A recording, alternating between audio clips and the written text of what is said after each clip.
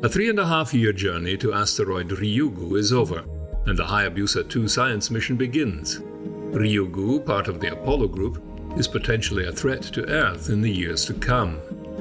It's an unusual asteroid, a CG type, meaning it has qualities of both C-type and G-type carbonaceous asteroids.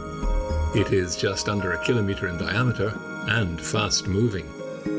As part of its payload, HYABUSA 2 has several deployable landers, 2 Minerva 2s, the Franco-German mascot lander, and target acquisition markers for the touchdown. Okay, we want to see the boulders. We have a chance to see the boulders in a vertical structure. We also see the crack in the boulders. There is also regolith. We know from the spectral information we have so far that there is something a little bit redder, something a little bit bluer on the surface. So that's very interesting because there are differences on the surface. We have the feeling that the bluer, it may be a little bit fresher than redder. And that basically gives us a good idea of the history of the material on the surface. And of course, there are a number of landing sites which are red and blue, or which have red and blue in it. And that's probably preferred, at least for the camera, so we have a chance to see both of the surface units. From the feedback I have obtained now from our principal investigators of the instruments seems to be that it's a very interesting asteroid and that there are several aspects which is covering the science objective of each instrument. First to be deployed to the asteroid were 2 Minerva probes. These rovers are based on the original Minerva craft flown on HYABUSA 1, which unfortunately failed to land on their target asteroid. These ones, however, were successful.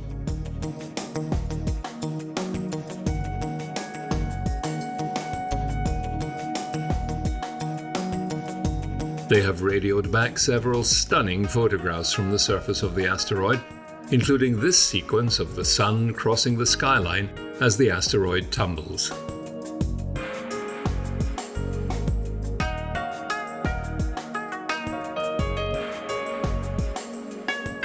Asteroid missions are very important and very interesting from the scientific point of view because it is believed that asteroids and comets are bringing water to the Earth in the very early phase of the development of the Earth.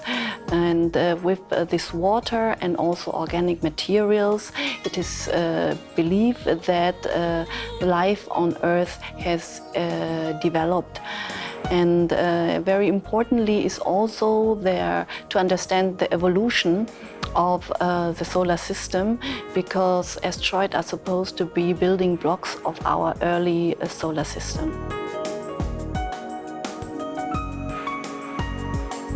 The HYABUSA 2 mission has been years in the making. As with any deep space probe, years are spent on the drawing board developing the hardware and software. Then come years of construction and extensive testing.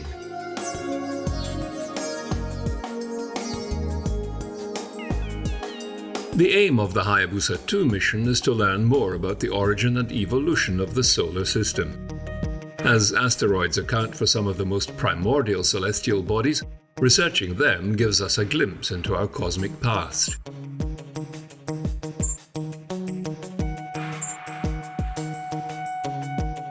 Scientists are keen to learn more about the properties and structure of near-Earth asteroids in order to gain new insights into how our solar system formed and how water and life emerged on Earth.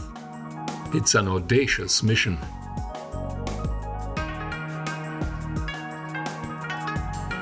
I mean, they're flying to an asteroid.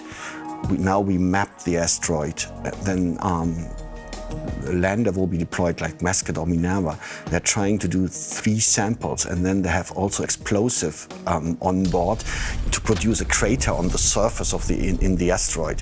I mean, this is, to me, it's a unique mission they are doing, and we are part of it, so I'm really proud of it. And of course, we are interested in the geology, the geomorphology the structure, the size of the big boulders, and also the structure of the regolith, and giving some hints of the evolution of the surface, of the forming and evolution of the surface of RYUGU. Oh, I think for a camera, all of the rendering sites are quite okay. So the most interesting thing is to see the big boulders from the vertical structure. We really can look how deep they are in the surface. And there are many boulders on RYUGU, so I'm pretty sure we get a good view of this interesting part of this asteroid.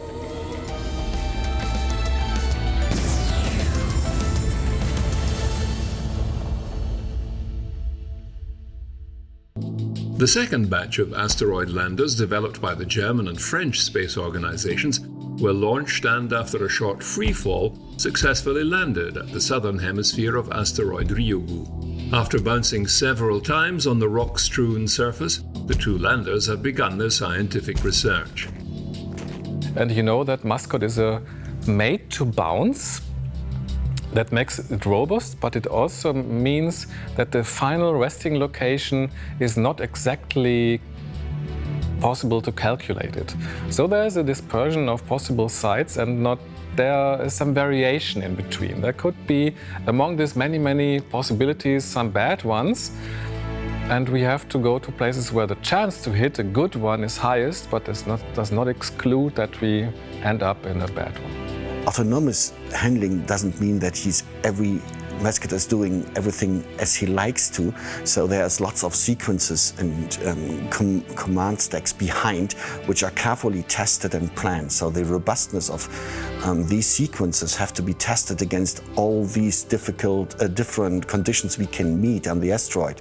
So if we bounce or land more in the west or more in the east, for this, the input mascot has, which he uses for his autonomously, this is really carefully planned and tested. And so there's all the work in, and I think we did a very well job, and so I'm relaxed. With its 4 instruments, including the micromica spectrometer developed by the IAS Space Astrophysics Institute at Orsay with CNES oversight, Mascot is set to analyze the mineral composition of grains in the asteroid's soil in an attempt to unlock its secrets at 2 sites just a few meters apart. They also took some fascinating images. I think at least for me, the most important question is the big number of boulders. Where did they come from? Why has this asteroid so many boulders? Why are these boulders to some extent covered by the surface, so they are in the subsurface. And the question here is, what are the source of the boulders? Are they from the interior or coming from outside? Are they relinked from some kind of collision from a bigger body, where RYUGU is now a relictic part of it? So I think that's the most important question.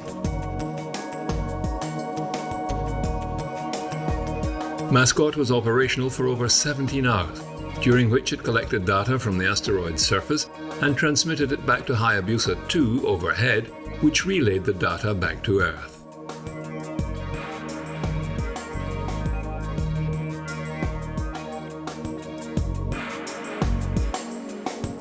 The next probe to be released is the third Minerva robot, the largest of the Minervas.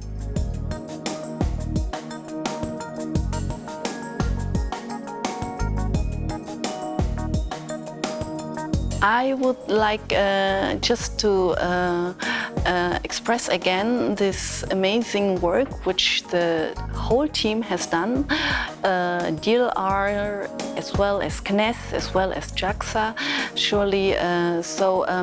This was a very good example of a very good collaboration on an international level, and I hope that it will go on in the future. GNC that has to tell the autonomy manager if we are on the right side or which side we should turn to upright. For France, this was a big expectation. The entire mission has been a close collaboration between nations.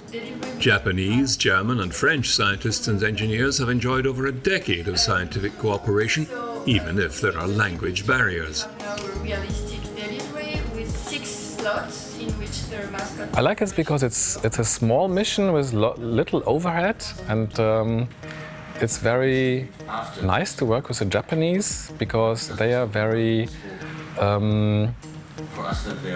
success-oriented. They are willing to take risks. They have also, because of language issues, much less paperwork than NASA or ESA does. So most things are done in discussions, and you agree on something. You look into your eyes and say, yes, we do this, yes. And you rely on the words. You don't sign big papers.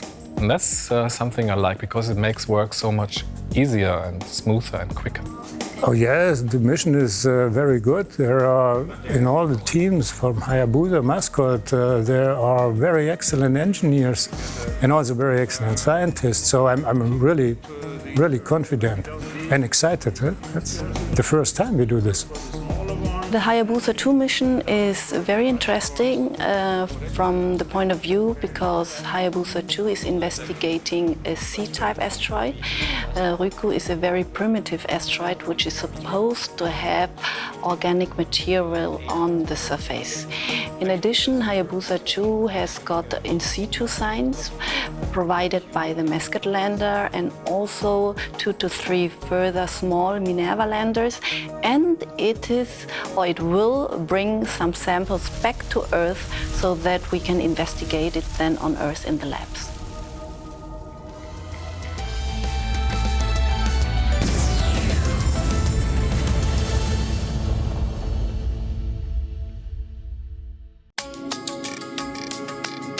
In the spirit of friendly competition, NASA was quick to congratulate JAXA for reaching their asteroid first.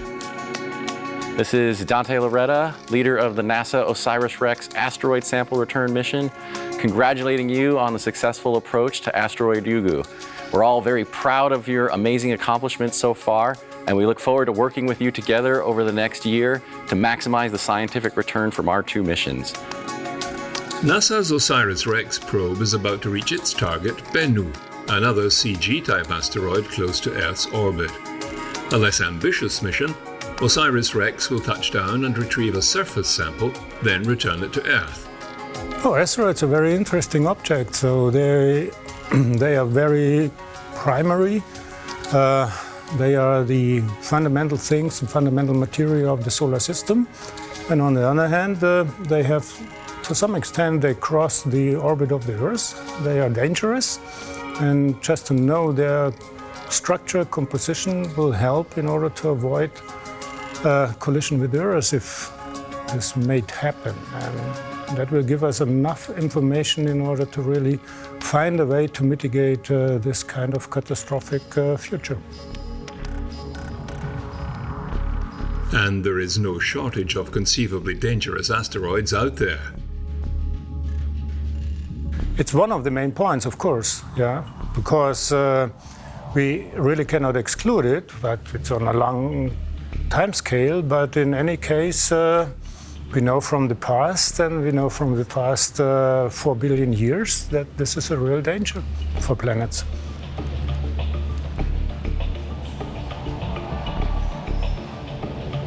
"66 million years ago, one asteroid measuring 10 kilometers across completely changed Earth's climate, wiping out 2/3 of living species and consigning the dinosaurs to history books and museum displays.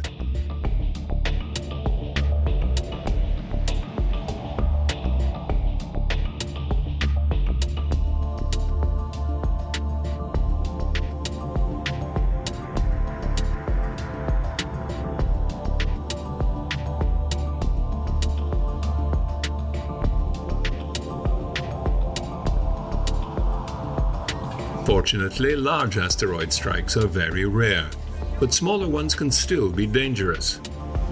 Along with other organizations across the world, ESA is working hard to identify and track them.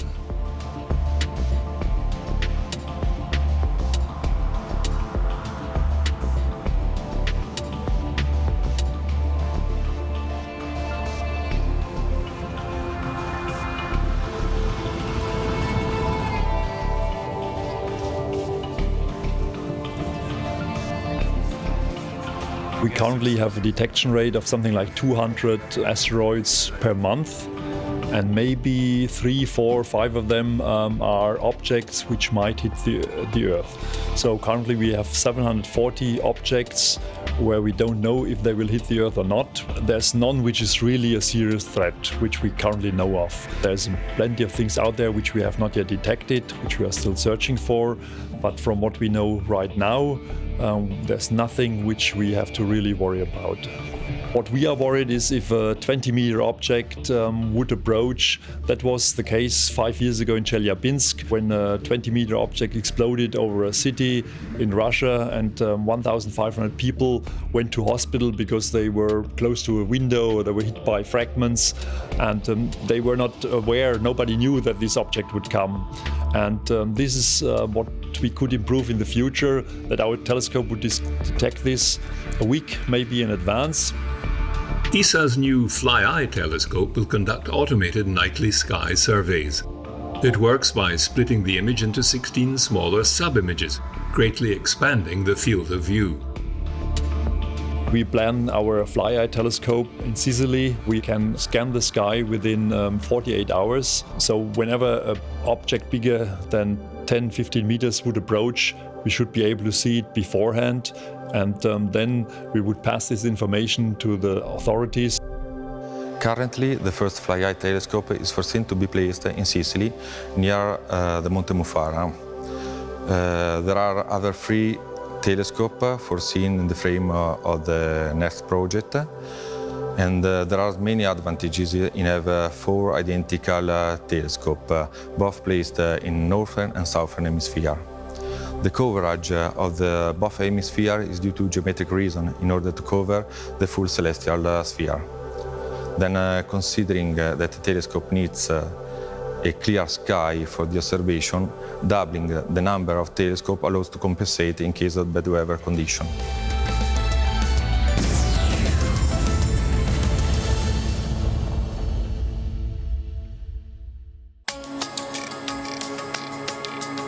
ESA's Fly-Eye telescope will improve our chances of detecting these potentially dangerous objects, while the asteroid missions will increase our knowledge of asteroids and look at ways of protecting our planet. The telescope was designed and built by a consortium of companies from Italy, Poland, and Romania. The Fly-Eye telescope is based on a novel and original optical architecture that mimics, as the name says, the eye of the insects. In practice, it is composed by 16 independent and single telescopes that share a common primary mirror. This way we can join together different optical features that are difficult to combine together in a single telescope. And every single optical channel, every single telescope that composes the Fly-Eye telescope is provided with a focal plane which already provides a large field of view. The combination of the 16 field of views creates a very huge field of view. In practice, we have for each single telescope 2.75 square degrees of field of view that multiplied by 16 gives the 44th field of view of the overall instrument.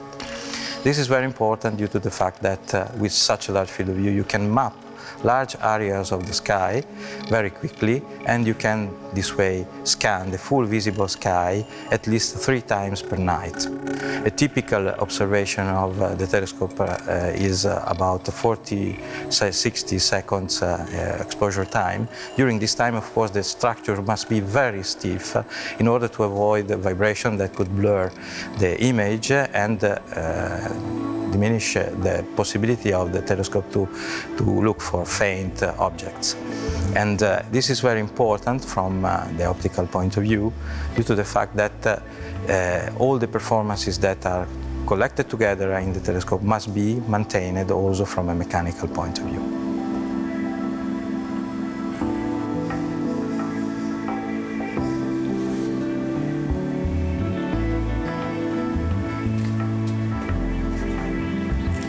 Fly-Eye telescope, due to its large field of view and also the capability to quick scan the sky, allow to arrive up to 3 complete scanning of the sky per night. This feature allows to implement what we call wide survey. What it exists today is what is called the deep survey, so a specific observation of an asteroid very far, but today we think we are the first, we are offering a service to cover all the world, because we can inform the population with a week in advance that an asteroid can hit to the Earth, so we can protect the population. This instrument can detect an object like a tennis ball at an orbit 1,000 kilometers, moving at 10 kilometers per second. After 10 detection, we can calculate the orbit with an accuracy of 20 meters along a track. So are important feature, and we can implement a really cooperative way between radar and optical. ESA is currently working on a set of space safety and security activities, which focus on threats such as space weather, artificial debris, and asteroids. By enhancing the existing space situational awareness program, these will help us better understand the risks to our planet and prevent disaster. Searching for asteroids and mitigating the risk of impacts, while at the same time collaborating with international partners. That's how I see how ESA can contribute to fulfill UN Sustainable Development Goals.